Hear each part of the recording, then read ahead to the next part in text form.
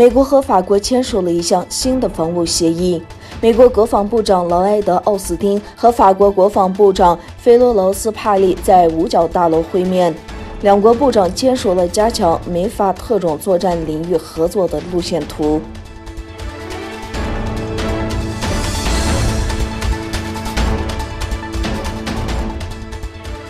美国商务部周五宣布，列增34家国外实体加入制裁黑名单，其中包括14个涉嫌在东突厥省侵犯人权及进行科技监控的中国实体。美国商务部周五发布的新闻稿宣布，其中14家中国企业与实体涉嫌对维吾尔人、哈萨克人与其他少数民族进行镇压、大规模拘留与高科技监控。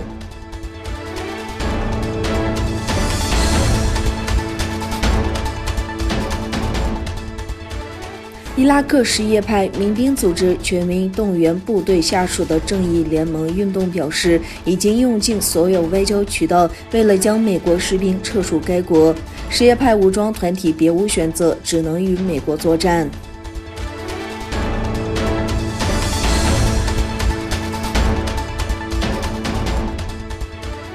欧洲议会7月8日以578票赞成、29票反对及73票弃权通过一项不具约束力的决议案，敦促欧盟及成员国的官员不要出席北京冬奥会。欧洲议会呼吁欧盟官员不要出席2022年的北京冬季奥运会，除非中国改善香港和维吾尔人的人权状况。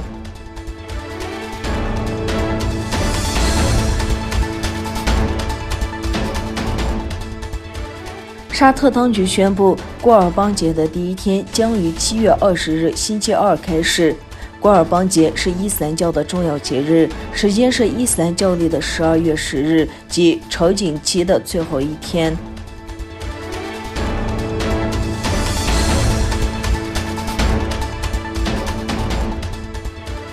意大利埃托纳火山进入又一轮密集喷发期，喷射的岩浆和浓烟直冲云霄，最高达1000米，仿佛烈焰在夜空燃烧。据报道，喷出的灰烬被风吹向南，在卡塔尼亚市上空倾盆大雨。